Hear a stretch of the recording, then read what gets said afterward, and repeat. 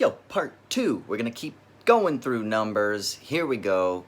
Chapters 15 and onwards. We'll see how far we get.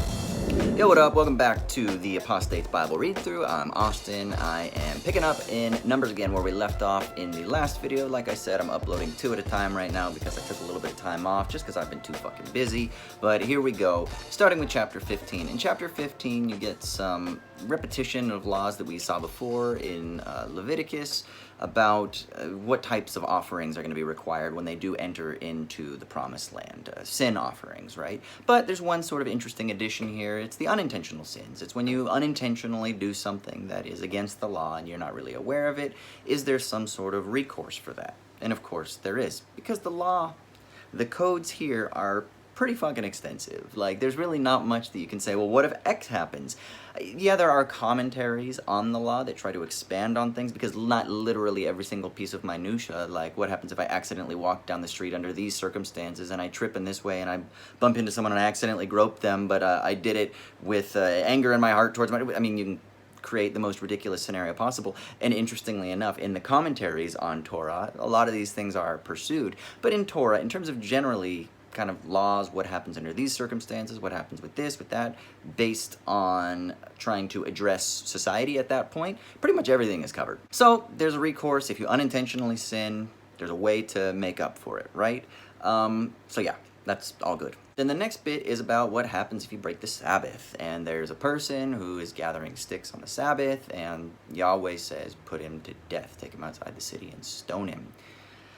Hey, this seems like maybe a disproportionate solution to an offense, but the thing that's so extremely important is that the Sabbath and circumcision start to become more and more central to the identity of the Israelites, the thing that makes them different from the Canaanites. It is the essential identity marker, as some biblical scholars call it. So it's extremely important to realize that when someone violates the Sabbath, it isn't just, oh, you worked on your day off, like we think of it now.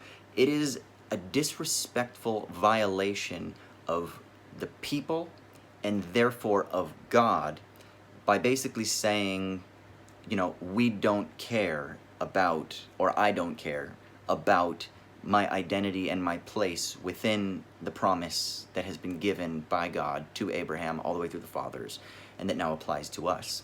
And so you're basically kind of already, in a way, it's like rescinding your citizenship. It's kind of treasonous in a way. You're viewed as a traitor. You're viewed as being one of the other peoples, of somehow not just working on your day off, but actually violating the very graces that have been given to you and thumbing your nose up at God and trying to rely on yourself. And so I think that's extremely important to think about, rather than submitting to the authority and living your graced position as a member of the chosen people. Important to think about that. And then, of course, the final bit in the chapter is about having tassels on your garments, which are meant to be like a constant reminder.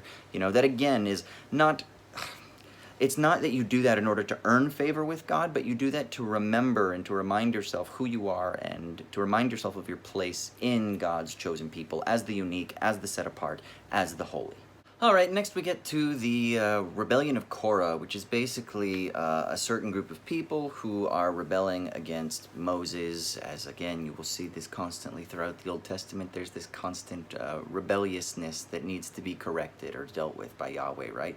So they rebel, and God basically corrects them. It's these people trying to rise up. They are people of Yahweh. They are people of the tribe of Levi, and they are trying to assert their own authority. They're trying to rush, if you will, God's plan by not trusting in Him. And so they end up getting struck down. The earth ends up opening up, and they get taken down into Sheol, as it's called, which means the grave, right? So again, kind of think back to what we talked about previously about the metaphysics, the ontology, if you will, of ancient Israel. It doesn't really have a place for heaven and hell yet. It just has a conception of, like, you die, you go down into the grave. And this is something that you'll see reiterated constantly throughout the Psalms.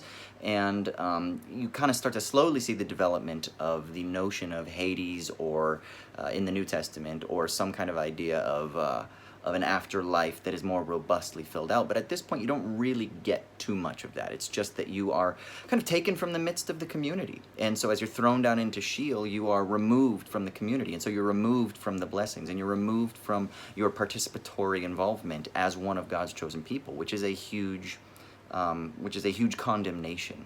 Right? And then, of course, I think what's so important to understand is that these are men of the tribe of Levi, and if they are the chosen ones, they too are held to a very high standard. And I think this is meant to show that really the power behind the Levites is God. Moses gets his own issues, or he has his own issues. We'll see later on. He kind of is disobedient, and thus he's not allowed into the land flowing of milk and honey, into the promised land. But the point being that it is ultimately God who is in control of things, not humanity, not the men that represent him. Even if there is a sense in which, the Levites are trying to justify and to ground their own political or social legitimacy, that there's still a power that they must attest to and that they must be faithful to. And so that their disobedience to Moses, their disobedience to God, is that they have violated the order that has been established, and therefore if you do so, you will be punished. Which means then that there's a sort of big responsibility that's laid at the feet of the Levites, that you must live in accordance with the promises. And if you don't do so, then you will be kind of judged problematically. But if you do, insofar as you do, then your authority is grounded by God. All right, and then the last chunk, I'm going to zip all the way up through chapter 19. And so basically what you get here is the instantiation of Aaron as being chosen by God. His staff basically blooms. It's a miracle. He's been the chosen one that's been selected. And the Aaronic line and the Levites that come from the Aaronic line are the ones who are kind of given preeminent status as the highest priests within ancient Israel.